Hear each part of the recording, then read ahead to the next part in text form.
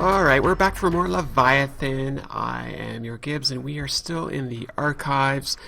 Yes, we have been going through piles and piles of paperwork, and I actually did a whole bunch. Well, okay, technically I did every single bunch of paperwork off camera. And actually, where's my piece of paper? I did discover that only 3 of all of these letters actually have anything meaningful. So we're going to go ahead and sort of run through them all once again. I'll show you the 3 that matter. So again, we'll start with the V because that's the one that we already knew, which was the Vertran. So I'll do that one first, even though that's something we've already seen. But that's okay. That'll give you a bit of context to what's going on here. So Prophus brings the folder of documents in a strange, bulky apparatus. So I'm still not exactly sure what this apparatus is all about. But we've seen this already, so I'm just going to skip through all this. And I'll just sort of poke on this because I can't remember. Oh, by the way, when I actually touched the chicken, I died, right? Yeah, we saw that in the last episode. Well, because I hadn't saved it, I had to replay a lot.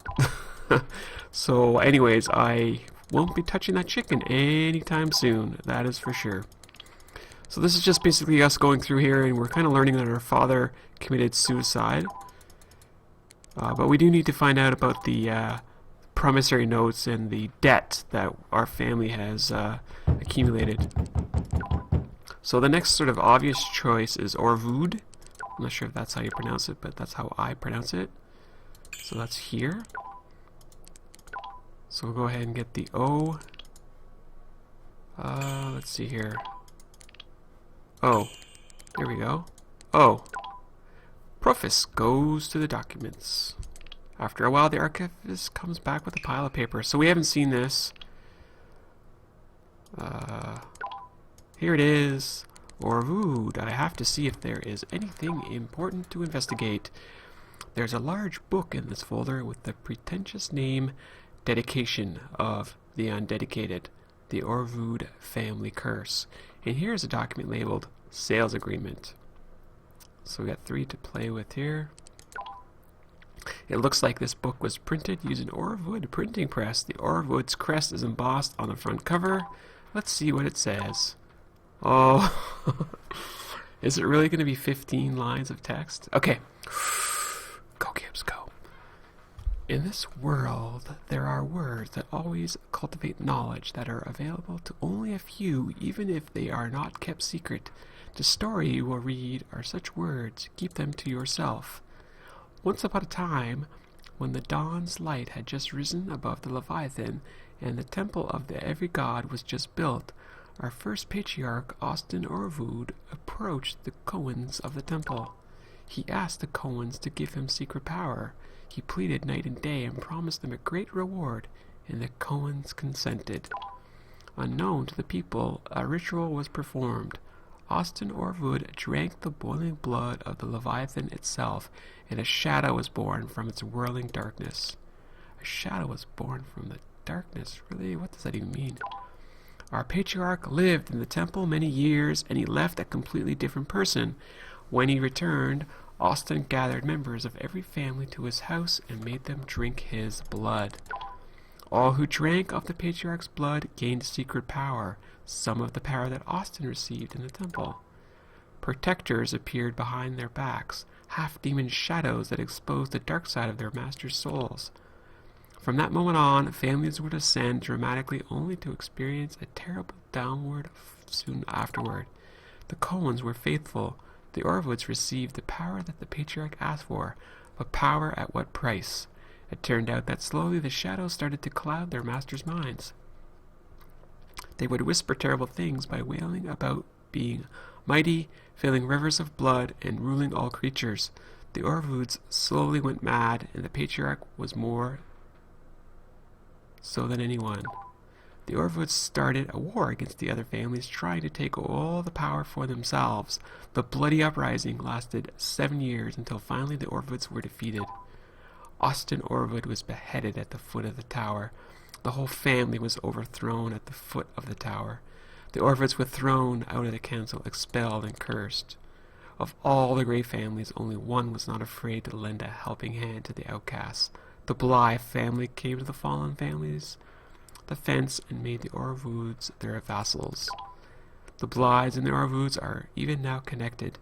To this day, we remember the service rendered to our family. The temporary alliance became a powerful union that has strengthened since the war. After almost 300 years, the Orvoods were able to return to the lower chamber of the council.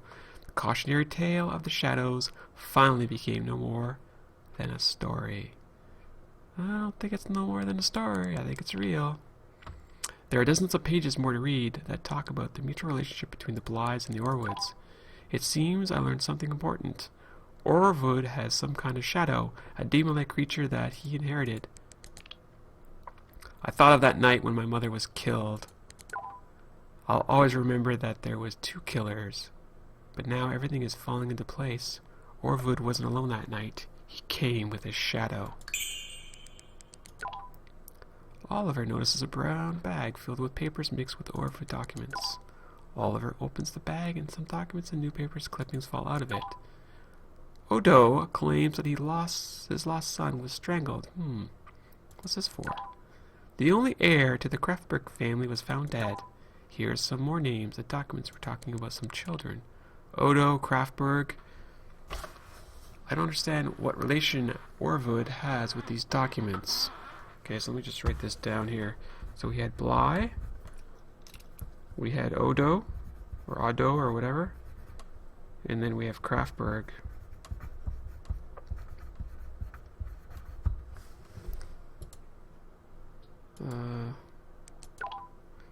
This paper has the notarized signatures of 3 people and is stamped a few times. The first sheet of paper says sales agreement. It says Christian Paul Orwood, which was, okay, party of the first part, and Sherry Hurstbland Vertran. Okay, so Orwood was like my adopted father, I guess you could say, where my real father died, right? He committed suicide. Or so, that's the official story. Ah, so that's my mother's maiden name. Hirschbald. So many names, I just gotta write them down.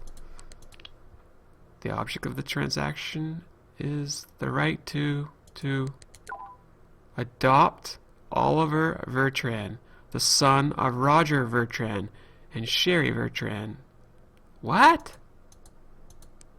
So, she just... Mother sold me to the Guardian. I didn't expect that. No, nor did I. But why did he kill her? What did he have to hide if the transaction was legal? I guess I don't know a lot about my mother. Maybe there's something else written in these documents. Okay, well, let's look up our mother. Oops, no, that's not what I wanted to do. We'll look up H next. So let me just double check here. Okay, so we did this one already. Good sir, I would like to have H, please. If you don't mind. Yes, please, H.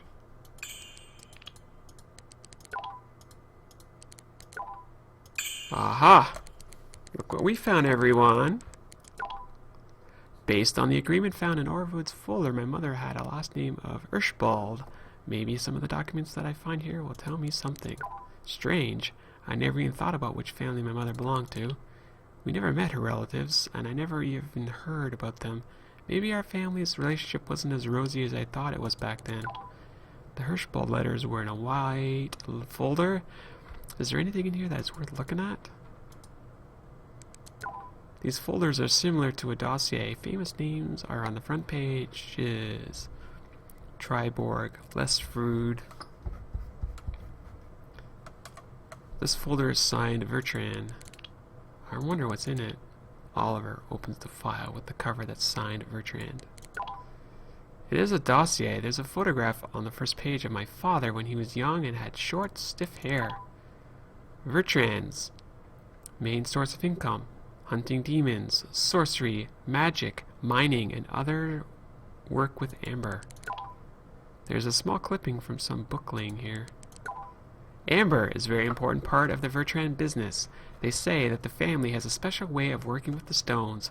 After polishing and cutting, the stone gains the ability to capture the image of demons and aberrants that come close to the person holding the stone. In order to decipher the image that was recorded on the stone, the Vertrans use a special device that they make themselves. So, is that strange machine with all my father's stuff that strange device? The Vertran stone records only the image of the demonic creature, aberrants of various forms, demons who have made pacts with people, blood magic, etc. In order to find demons, Vertrans wear jewelry with this stone. Pendants, brooches, earrings, and tiaras with amber. Rings and bracelets may also be used. The ring and the amber. Why didn't I realize it before? Mother's ring, she adored. It's adorned with a big piece of amber. There's a bit more information here about the family's income, their place in the council, and a brief genealogy. I'm not sure that this is very useful. It looks like the dossier was made when a young Sherry Hirschbald was looking for a husband. I guess I should be grateful for her for choosing my father. It's a stack of old faded letters. Each one of them says, "To Sherry Hirschbald only." The sender's name is written so illegible that I can't read a word. Let's look here. Dear Sherry, we can skip that. My daughter. Oh, it's from my grandmother. Aha, this is important, I think. The look on your face the last time we met and your recent letters all indicate that you are in the deepest despair and the cause of your distress. Your father may seem malevolent, but in all reality he's depressed. He insists that he repeatedly warned you even before we started arguing about how the Vertrans are paupers and untrustworthy, and that to marry a man from that family would be a mistake. And about your husband, it seems that the news of his suicide has reached our region too quickly. Is it true that he ripped open his stomach right there in the council hall? They say that he asked for money for his family, but everyone refused. Then I don't approve of what he did, but I can't understand. It's awful, just awful. Awful like your plans for your boy, Oliver. How can you sell your son? Have you gone mad, my girl? You can't save your family by sacrificing it. What will you have left? Just your daughter, Ginny? I sincerely hope that your deceased husband didn't know of your plans, or he wouldn't have forgiven you, and he'd be right. I'm probably trying to justify my mother's actions, but it looks like she made the deal with Christian because of the hardship my family was facing. Here's another letter. Hello, daughter. The following half a page of courtesies is typical of the provincial aristocracy, but after that there seems to be something important. The whole world is gossiping, daughter. Your name is heard everywhere. Someone said that Sherry Vertran has gone mad, and the others are repeating it. I won't ask you whether it's true or not, but I'm worried, especially since your last letters are so strange. Cancel the deal? What are you talking about, Sherry? You took the money, have spent part of it, your debts are paid, but your debt to the Orvud has only increased. At first I didn't approve of selling Oliver, but everything has gone too far now, and if you have signed a contract, then there is nothing left to do than meet the conditions of the agreement. Or have you gone crazy like the mean-spirited rumors say? What I have just read explains my mother's strange behavior. Right before she died, she was definitely not herself. I remember that well. Whew! I am exhausted. That is a lot of story, folks. So, you know what we're going to do quickly here is we'll just do a quick save because we did a lot of learning and a lot of good stuff here. Not sure if the volume needs to go up or not, but I don't know if there's much more for us to do in here.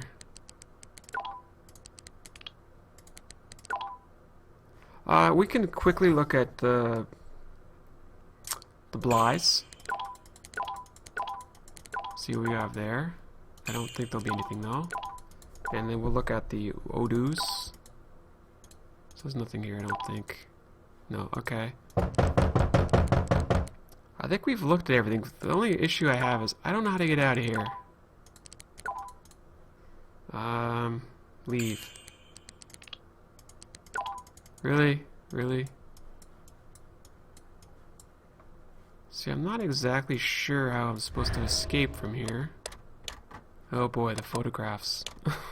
Well, at least I only have my sisters, but still, it's still a little creepy. Look over here.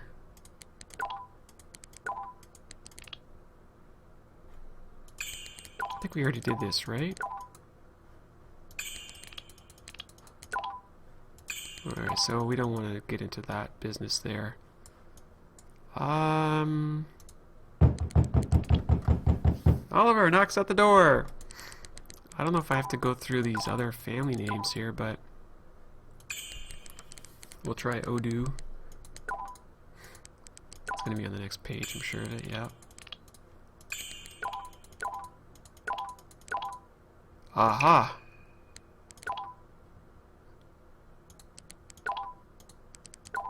Oh no, we already looked at Orwood. Oh shoot. Okay. You know what, actually, now that I think about it, maybe I should get Vertran back, because we know that that machine might be something special. Oh shoot. Oh my god, I clicked one too many times. Here, I'll click over here so I don't click it again. There we go. Let me have my file back, please, if you don't mind, good sir. Well, sleazy, creepy, sir. Yeah, let's not talk about that. Let's just move right along from that topic. No, not why. I clicked one too many times. I want V. Okay, so V is going to be on the next page. Alright, I want my files back.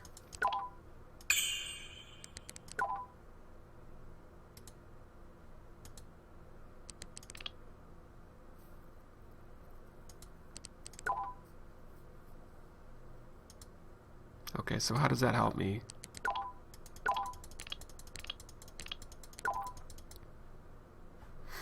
I don't know if I can use anything in here.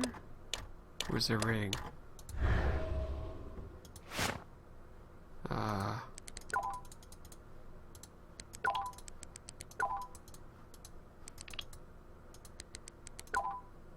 Oh, I just picked out the amber. Aha!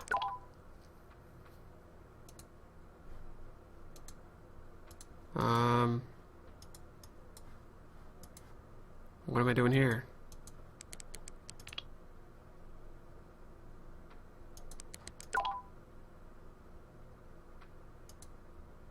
Okay. I'm not sure why it won't let me get to that.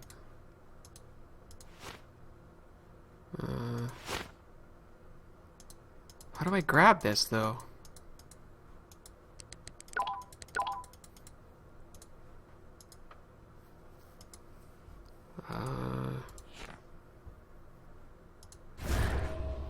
So now what? Where's the ring? Aha! Rectangular shaped piece of amber, cut and polished. They say that the stone is faceted in a special way that it can capture the image of a demon that is nearby. Ah. I wonder if that means I can, maybe talk to this chicken over here with this thing. Okay, get me out of here.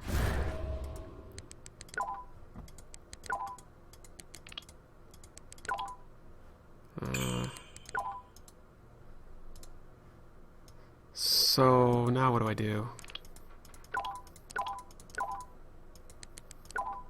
Yeah, we're gonna totally use that amber. Whoa, whoa, whoa, whoa, whoa.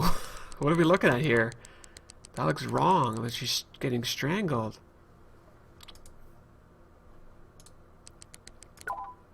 Everything is like that night. Mother is lying on the bed and being strangled by Christian's shadow.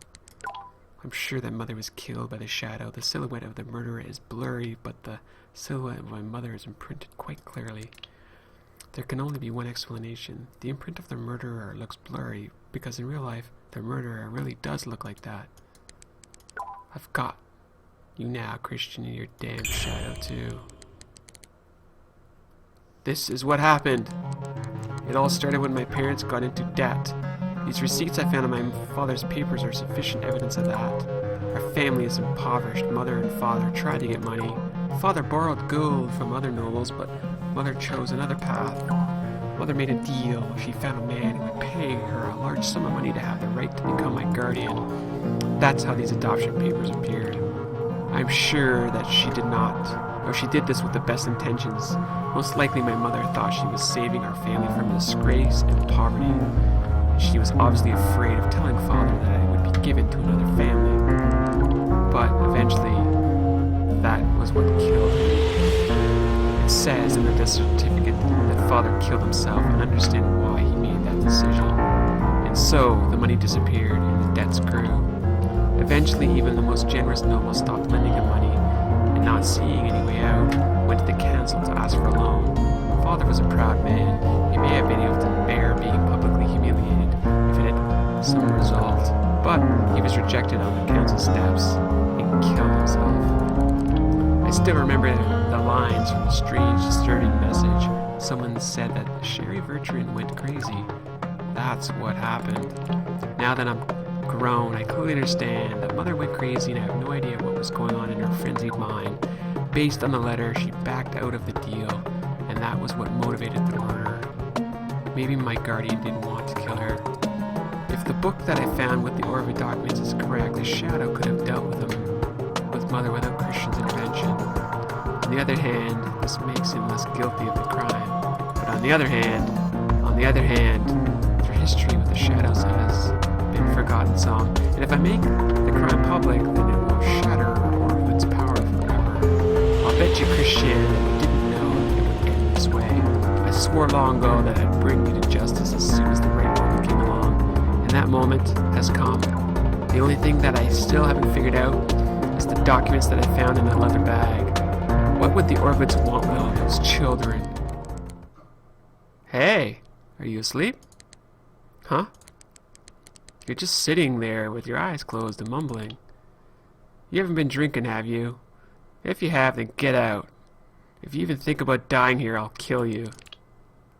I don't need dead bodies here. Everything's okay, I'm just lost in thought. Everything's okay, he says. Maybe you're okay, but I'm busting my ass here. Are you Oliver Vertran? Yes? What's the... Get your stuff. Some guy in a bank employee's uniform has come for you. He says he's Orvud. I'm not about to cross the Orvuds. It's not worth it, so get up and get lost. Christian? Yes, that's what he said his name was. Come on, get up. Do I have to make you get up? My guardian is here. But how did he find me? Or did he know where to look?